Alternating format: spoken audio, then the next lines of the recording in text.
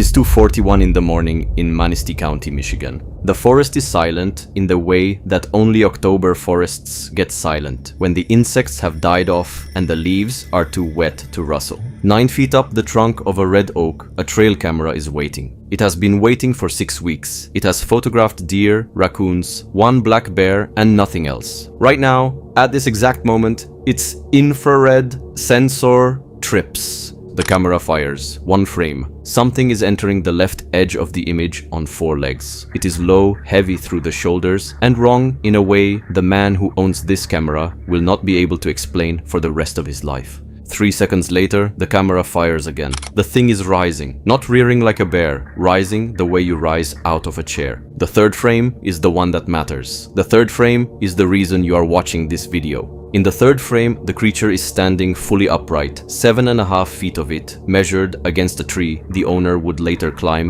with a tape measure. And its head is turned, not toward the forest, not toward the deer trail it had been following. Its head is turned toward the camera, toward a camera that was scent masked, camouflaged, and mounted 9 feet off the ground, specifically so that nothing in these woods would ever know it was there. Within 72 hours of these photographs leaving that SD card, they will be scrubbed from the internet. The account that posted them will be banned. A man with no name and no business card will knock on a farmhouse door and ask polite, specific questions. And by the following spring, the property where you are standing right now in the dark at 2:41 in the morning will be listed for sale. The owner will never come back for his cameras. This is the story of what a trail camera in Michigan saw in October of 2017. And it is the story of what happened next, which is worse. Stay with me because the photographs are only the beginning. Let me tell you about the man who owned that camera, because he matters more than the creature does. We are going to call him Gary, because that is what the people who knew him on a small Michigan hunting forum called him. And because Gary has very good reasons for not wanting his full name in a video like this. Gary was 61 years old in the fall of 2017. He had spent 34 years operating heavy equipment out of Cadillac, Michigan, most of it for road commissions and logging outfits. He retired in 2014 with a bad knee, a paid-off 40-acre parcel in Manistee County, and exactly one hobby: deer. Gary had been running trail cameras on that property for 11 years, not as a Bigfoot hunter, not as a paranormal anything. He ran cameras the way serious whitetail hunters run cameras, which is to say, obsessively and scientifically. He logged moon phases, he logged wind direction. He kept his camera SD cards organized in a tackle box, labeled by stand site and date. I want you to understand something about Gary before we go one step further. In 11 years of running cameras, Gary had never posted a single photograph online. Not one buck, not one bear. He was not looking for attention. He did not have a YouTube channel. According to the people who interacted with him, he had to be walked through the process of even attaching an image to a forum post. This is not a man who fabricates a monster for internet points. This is a man who measures things. His property sits on a seasonal road off the eastern edge of the Manistee National Forest, in a township I am deliberately not going to name. It is hardwood ridge country, oak and maple up top, cedar swamp in the bottoms, and a creek corridor that funnels deer movement like a highway. Gary had 6 cameras on the property in October of 2017. 5 of them never photographed anything unusual. The 6th camera, the one on the red oak over the creek crossing, is the one this entire story comes from. Now, before we look at what that camera captured, you need one piece of history, because without it, none of what follows will make sense. The county next door to Gary is Wexford County, and in the spring of 1887, 2 lumberjacks working a cut near the Wexford and Manistee County line came out of the woods and reported something that northern Michigan has never stopped reporting since. They described an animal with the body of a man and the head of a dog. They said it stood up and looked at them. That account is not something I invented for this video. It is the documented route of what Michigan now calls the Dogman. And it happened by road. Less than 40 minutes from the tree, Gary strapped his camera to 130 years later.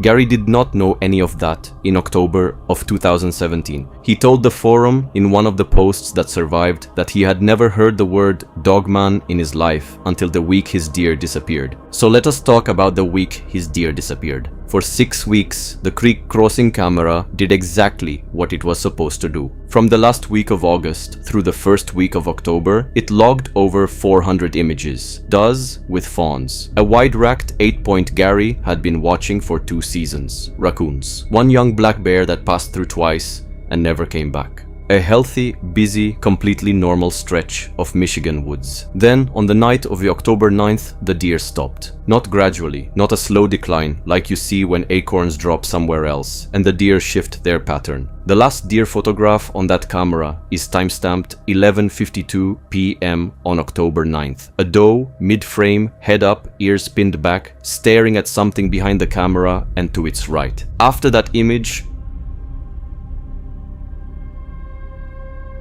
for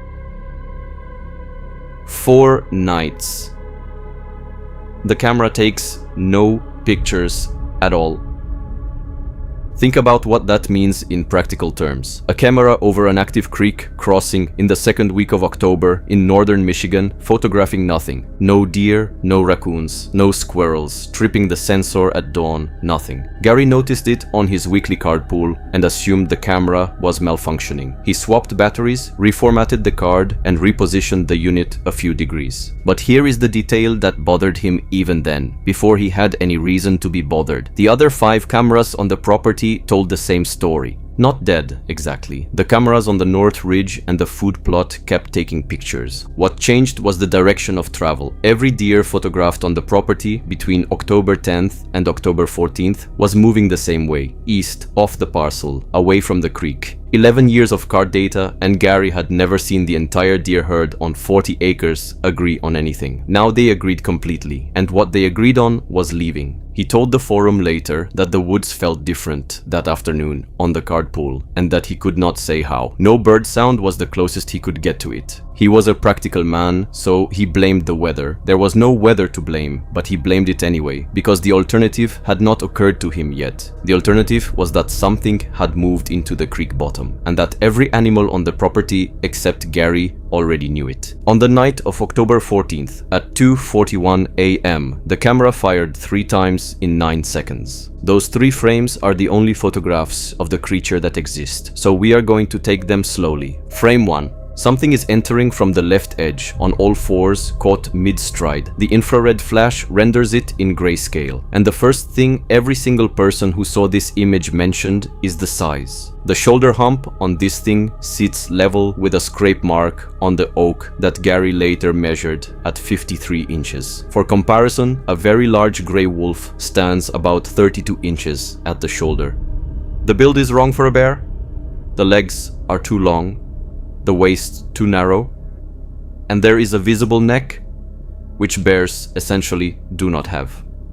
The muzzle is elongated and clearly canine. The ears are upright and triangular. If frame 1 were the only frame, this would be a strange picture of what skeptics would call a mangy bear or a big wolf at a weird angle. And honestly, they might win that argument. Frame 2 is where the argument ends. Frame 2, 3 seconds later, catches the animal in the act of standing up. And I need to be very precise here, because this is the detail that separates this case from every blurry bear photo you have ever seen. Bear's rear. They rock back onto their haunches and lift their front end, and their back stays rounded, and their hind legs stay bent underneath them like a tripod. This thing is not rearing. The hind legs are straightening. The pelvis is rotating forward under the spine. It is standing up the way a human stands up, the way you stand up. Wildlife biologists have a term for what quadrupeds do not have, and that is the hip architecture to do what this animal is doing in frame 2. Frame 3, 9 seconds after the first, the creature is fully upright, both feet planted, arms, and I am going to call them arms, hanging slightly forward of the body. Gary climbed that oak in November with a tape,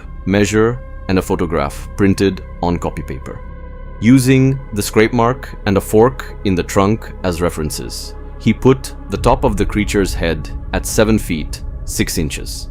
But the height is not what kept people up at night. What kept people up at night is the head. In frame 1, the animal is moving along the deer trail, head forward, doing what animals do. In frame 3, the head is rotated up and over its left shoulder, and the eye shine, 2 flat white discs in the infrared, is pointed directly into the lens. 9 feet up a tree, scent masked, silent, invisible in the dark to anything that sees the way mammals see. And in the space of 9 seconds, this thing stopped, stood up to its full height, and located it. There is no frame for whatever it did next. It did it without crossing the sensor again. An animal that walked into a 30-foot detection cone simply does not exit it without triggering the camera. Unless it left in the one direction the camera cannot see, straight toward it and underneath. I want to sit with that last detail because this is the part of the story where a weird photograph becomes something else. Everything Gary did to that camera site was designed to defeat the senses of an animal, and all of it worked for 6 weeks on every animal in those woods. He sprayed the unit and the tree with scent eliminator on every card pool. He wore rubber boots. He mounted the camera 9 feet up and angled it down because a camera at deer eye level gets noticed and a camera above the sight line does not. The flash was a no-glow infrared model. No red bulb, no click. To any mammal eye on that ridge, that camera did not exist. So explain frame 3. Explain how an animal, in pitch darkness, in 9 seconds defeated a setup specifically engineered to be undetectable and looked directly into the only piece of glass on that entire 40 acres. There are only 2 explanations, and I do not like either of them. The first explanation is coincidence. The head turn just happened to align with the lens, the way a deer occasionally seems to stare at a camera. But here is the problem with coincidence. The camera also caught the approach angle. Frame 1 shows the creature entering from the left, which means it came down off the ridge on a line that kept it outside the sensor cone for the entire descent. There were 3 natural approaches to that creek crossing. 2 of them, the deer highways, run straight through the middle of the detection zone. It used the third, the narrow one, the one that stays behind the sensor until the last possible moment. The second explanation is the one Gary typed into a hunting forum at 1 in the morning, a week later. In a sentence, people who read it still quote from memory. He wrote that he did not think the animal found the camera that night. He thought it already knew the camera was there, and that night it decided to let the camera see it. Now, if this were the only account of a Michigan dogman behaving this way, you could dismiss it as one shaken retiree anthropomorphizing a bear. It is not the only account. It is not even close. In March of 1987, a radio DJ named Steve Cook at WTCM in Traverse City recorded a song called The Legend as an April Fool's gag. A campfire ballad about a dog-headed creature that walks like a man, sighted in years ending in 7. He invented it. He has said so publicly for decades. It was a joke. And then the phone lines opened. Within weeks, listeners across northern Michigan were calling in to report encounters with the creature Cook thought he had made up. Not pranksters, farmers, mail carriers, retirees, people who had been sitting on stories for 30 years because they did not want to be laughed at. Cook ended up with a filing cabinet of witness letters that he never expected and never asked for. I want to read you the shape of 2 of those accounts, because the specifics are what the skeptics never engage with. One letter came from a rural mail carrier who had run the same route in Kalkaska County for 19 years. In the fall of 1977, a full decade before the song existed, she rounded a bend at dawn and caught something in her headlights, crouched at a culvert where the cedar swamp meets the road. She described it the way you would describe a large dog, right up until the point where it rose on its hind legs to let her pass, not fleeing, yielding the road the way a person steps back onto the shoulder. She said it turned its head and followed the car with its eyes the entire way past, and that she watched it in her mirror, standing in the middle of the road, still watching until the bend took it away. She delivered mail past that culvert for 9 more years and never saw it again. She told no one for a decade because she had a route, a pension, and no interest in being the crazy mail lady. The second account came from a dairy farmer near Buckley, and his letter was 2 paragraphs long because he was not a man who wasted words. He wrote that in February of 1967, something walked the fence line of his back pasture on 2 legs for 3 consecutive nights, that his herd packed itself into the southeast corner each night and would not graze. and that his 2 farm dogs, dogs that had killed coyotes, spent those 3 days under the milk house and had to be carried out. He wrote that he sat up on the 3rd night with a rifle and a spotlight, and that when the light hit it, it did not run. It stopped, it turned, and it looked down the beam at him for what he estimated was 10 full seconds, before stepping over the fence, over a 42-inch fence, without breaking stride, and walking into the tree line. The last line of his letter is the reason I am telling you about it. He wrote that he was not reporting it in 1967 because there was no one to report it to, and he was reporting it now only because the man on the radio deserved to know that his joke was not a joke. Multiply those 2 letters by a filing cabinet. And when researchers later went through those accounts, a pattern emerged that should not exist in a collection of independent stories. The witnesses kept describing the same behavior. Not running, not hiding, watching, deliberate, unhurried, intelligent watching. The creature seen at the tree line that does not flee, but steps back exactly 1 pace into shadow. The animal in the headlights that does not bolt like a deer, but turns its head and tracks the car.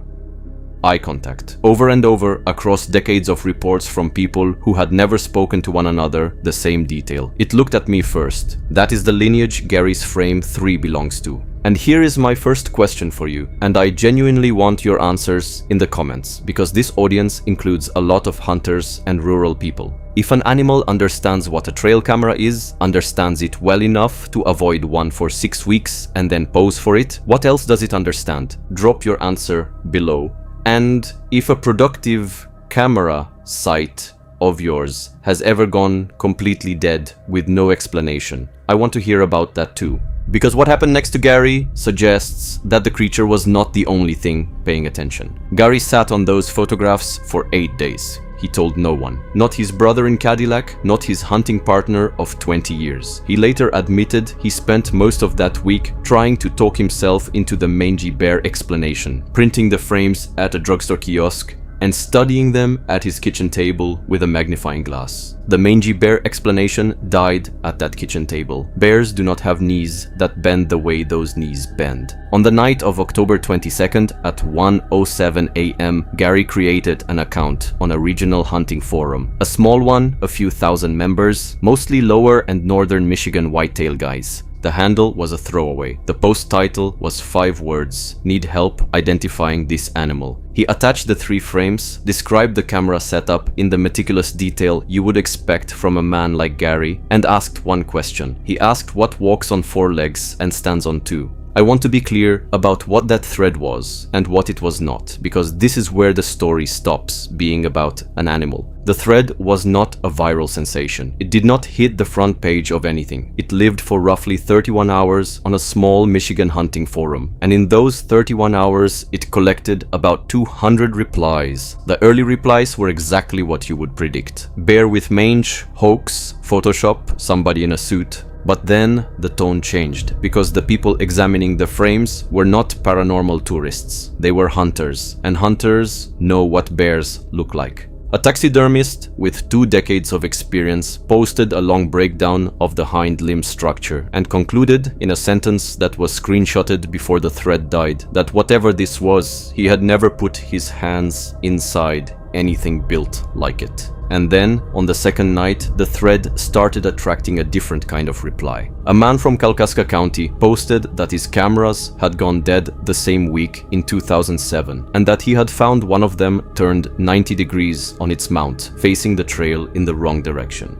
A woman whose family farmed near Messick described her father's cattle in the 1980s, found on 3 separate mornings, moved to the far corner of a pasture, pressed against the fence, unmarked and unharmed, while the farm dogs hid under the porch and would not come out. The thread was becoming a collection point, decades of unreported northern Michigan strangeness condensing around 3 photographs in real time. It hit 31 hours old at roughly 8 in the morning on October 24th. By 9, it was gone. not locked, not moved to an off-topic section, deleted, root and branch, along with every screenshot attachment hosted on the forum's own servers. Gary's account was suspended the same morning. The stated reason was a violation of the terms of service. No section was cited. No moderator put a name to the decision. Members who asked about the deletion in other threads found those posts quietly removed as well. Two of them, by their own accounts, received temporary bans for asking twice. Now, forums delete threads every day, and if the story ended there, you could write it off as a moderation call. A small forum deciding it did not want to become a monster site. The story does not end there.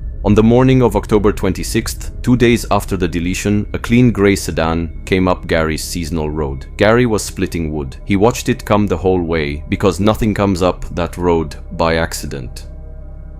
The man who got out was in his 40s, polite, dressed like a state employee, khakis and a soft-shell jacket with no insignia on it. He introduced himself as being with the Wildlife Disease Task Force, and he said the word interagency. He said they were tracking a suspected outbreak of a neurological illness in the local predator population, and that they had been referred to Gary as someone running cameras in the affected area. He asked good questions, camera brands, mounting sites, and then he asked the question he had driven up a seasonal road to ask. He asked whether Gary still had the original SD cards and whether he would be willing to turn them over for analysis. Gary, who had spent 34 years around state contracts and knew what state paperwork looks like, asked for a card and a case number. The man said the cards were back-ordered, smiled about it, and said he would have the office mail the documentation. He thanked Gary for his time, took one long look at the tree line behind the house, and left. No documentation ever came. And here is the detail that moves this from odd to wrong. In 2017, there was no Interagency Wildlife Disease Task Force operating in Manistee County. Researchers who later tried to verify the visit checked DNR field office records, County Health Department minutes, and USDA Wildlife Services activity logs for that quarter. There is no record of any neurological outbreak investigation in that county. There is no agency, state, or federal that matches what the man described. Whoever he was, he knew about 3 photographs that had existed on a small forum for 31 hours, and he knew which seasonal road to drive up. Gary received one more visit in early November from a different man with the same wrong kind of politeness. After that one, Gary stopped answering his phone. The only reason you are hearing any of this is a forum member we are going to call Dale. Dale was one of the 200 people in that thread, and Dale, out of pure habit, saves everything. He had downloaded all 3 frames at full resolution within an hour of Gary posting them. Dale spent that winter trying to keep contact with Gary, and mostly failing. The last substantive thing Gary ever told him, in a phone call in February of 2018, was that he had pulled all 6 cameras except one.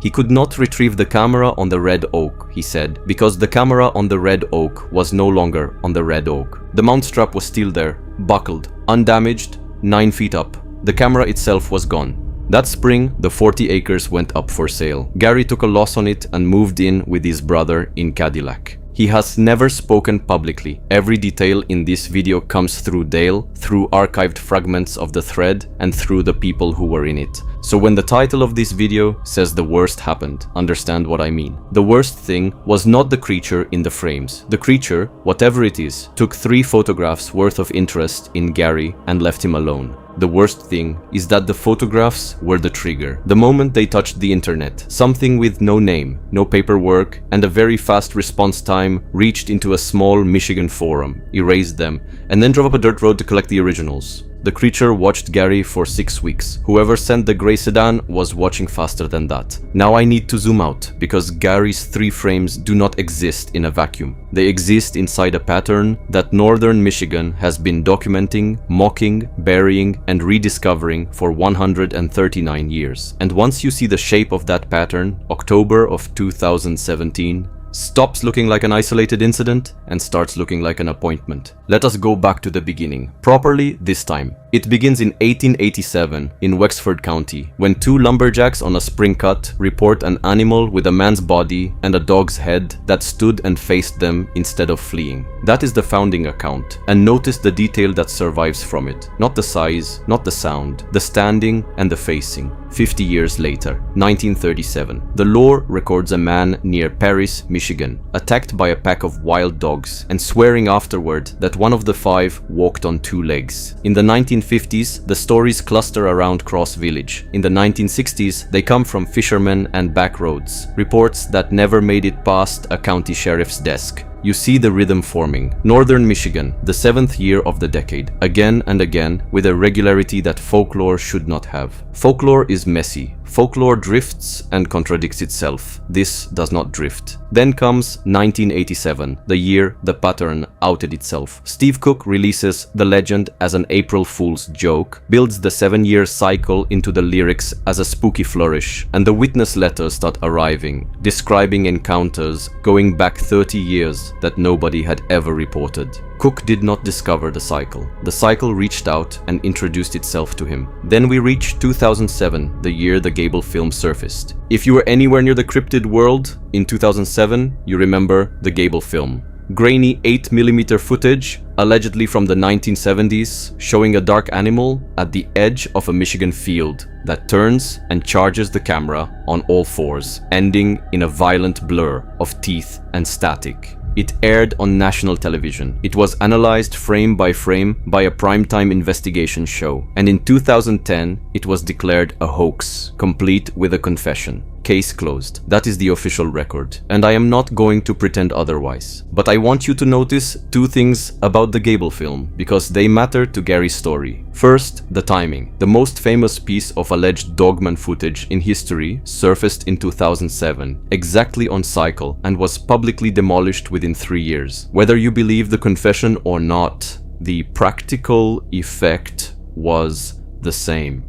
For an entire decade afterward, anyone in Michigan who captured something strange on camera knew exactly what would happen to them if they came forward. The Gable film did not just get debunked, it functioned as a warning. Second, the aftermath. The film was explained. The hundreds of witnesses in Steve Cook's filing cabinet never were. Debunking one piece of footage became, in the public mind, the debunking of an entire century of testimony. And that is not how evidence works. Which brings us to 2017, the next year on the cycle, and a retired equipment operator with no idea any of this existed, strapping a camera to a red oak 40 minutes from the 1887 site. Right on schedule. Now, while we are inside the pattern, let us talk about behavior, because the behavior is what convinces people who are not convinced by photographs. If you spend time with Dogman reports, and Dale has spent 8 years with them since that thread died, you find that the creature behaves differently from every other animal in North American cryptid lore, including its famous cousin,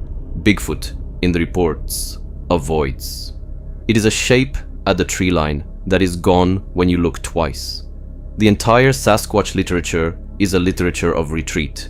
The Dogman literature is a literature of approach. The creature that steps toward the headlights instead of away. The creature that paces a moving car along a fence line for a quarter mile, looking in the windows. The creature that lets you see it on its terms at the time of its choosing. There is a category of report so consistent that researchers have a shorthand for it, the vehicle pace. A driver, almost always on a rural 2-lane, almost always between 2 and 4 in the morning, becomes aware of movement in the tree line, keeping speed with the car. 30 miles an hour, 35. The reports agree on the strangest details. The gait is wrong, too smooth, no bounce. The head stays level the entire time, the way a wolf's head stays level at a trot, except this is happening at shoulder height with the car windows. And in report after report, the encounter ends the same way. The thing does not tire and fall behind. It breaks off cleanly at some boundary invisible to the driver, as if the escort was over and the message delivered. Think about what that behavior is in animal terms. It is not hunting. Nothing hunts by running parallel to prey in full view for a quarter mile. It is patrol, it is escort, it is an animal communicating the edge of a territory to something it has decided not to harm. Farm dogs feature in these reports constantly and never the way you would expect. They do not bark at this thing. Witnesses describe veteran livestock dogs, dogs that fight coyotes for a living, going under porches and refusing to come out for days. One researcher who interviewed northern Michigan farm families in the 1990s noted that he stopped asking witnesses whether they had seen anything because the question produced denials. He started asking instead whether their dogs had ever refused to work for a week, and the stories poured out. The dogs always knew first. The deer always knew first. In Gary's case, 400 photographs proved the deer knew 5 nights before the camera did. Whatever the animals are reading of this thing, they want no part of it. And then there is the livestock detail, the one the woman from Messick brought into Gary's thread. Cattle moved in the night, not attacked, not bled, not eaten, moved, herded into corners, as if something wanted to demonstrate that it could. A predator kills, this rearranges. Predators take food, this takes inventory. That is the behavioral signature sitting behind frame 3. 6 weeks of perfect avoidance, then one deliberate, posed, eye contact reveal, then gone, and the camera itself collected on the way out. Not an animal caught by a camera, an animal closing an account. Here is my second question for the comments, and this one is specifically for the hunters and the rural folks watching. Have you ever had a productive camera site go silent, dead silent, for days, with no weather change and no pressure to explain it, or pulled a card and found a gap in the timestamps that the camera log cannot account for? I am collecting these. Put the county and the year in the comments. You will see why in a moment. Because there is one more piece of the Gary file, and it is the piece this channel has not been able to close. When Dale archived the 3 frames, he archived them properly. Original files, untouched, full metadata. And the metadata says the camera did not fire 3 times that night. It fired 4. The first 3 triggers are the frames you have already seen, the 9 seconds the creature spent in front of the lens. And then there's a 4th trigger event, buried in the camera's own internal records, from roughly 40 minutes later that same night. The image attached to that 4th trigger was not in the folder Gary uploaded. Whether Gary withheld it, whether he never noticed it, or whether it was the specific thing the man from the gray sedan came to collect, Dale does not know. What Dale has is the log entry proving a 4th photograph existed, taken 40 minutes after the creature supposedly left, by a camera that no longer exists, on a property Gary no longer owns. That 4th frame is its own story, and it is not this video. If this one performs, that is part 2. One last thing about the cycle, and then we will land this. It starts with the lumberjacks in 1887, returns with the attack story in 1937, surfaces again with the fishermen in 1967, explodes into the open with the radio wave in 1987, resurfaces as the Gable film in 2007, and arrives right on time at a red oak in Manistee County in 2017. You can do the arithmetic as well as I can. The next window on the Michigan cycle is 2027. It is 2026 as I record this. The window opens in months, and if the pattern holds the way it has held for 139 years somewhere in the hardwood ridges of northern Michigan, a camera is already strapped to a tree, waiting to take a photograph that somebody, somewhere, will work very quickly to make disappear. So what do we actually have at the end of all this? We have 3 photographs that fewer than 200 people ever saw, preserved by one careful man's habit of saving everything. We have a thread deletion no one will explain, a task force that does not exist, a camera that vanished off a locked strap 9 feet up a tree, and a 61-year-old man who measured everything his whole life, and then sold 40 acres at a loss to get away from what his measurements told him. And here's the thing I keep coming back to, the thing I want to leave you with. The creature in those frames never hurt anyone. In 139 years of Michigan reports, the consistent story is not violence, it is observation. The real horror in this story is not the animal standing up in frame 2. The real horror is that when a careful, credible, reluctant witness finally brought evidence forward, every institution that should have been curious had the same reflex. Delete it, collect it, suspend the account, mail no paperwork. We have built a system where the most interesting photograph in North America survives because one guy on a forum hits save out of habit. Maybe the creature is real. Maybe Gary was fooled by mange and shadows, and the gray sedan was a coincidence with good timing. Real or fake? You decide. That is genuinely your job, not mine. But before you decide, check what can be checked. The 1887 Wexford County account is documented. The 1987 radio broadcast and the wave of witness letters are documented. The Gable film and the speed of its burial are documented. Then ask yourself why the pattern keeps its appointments and why somebody keeps cleaning up after it. If you were in that thread in October of 2017, or if you know the county road I would not name, you know how to reach this channel. Your identity stays protected. It always does. Subscribe if you want part 2 because the 4th frame deserves its own hour. Until then, check your cameras. And if the deer go quiet this October, pull your cards early. Good night. Thanks for watching and we will see you in the next one.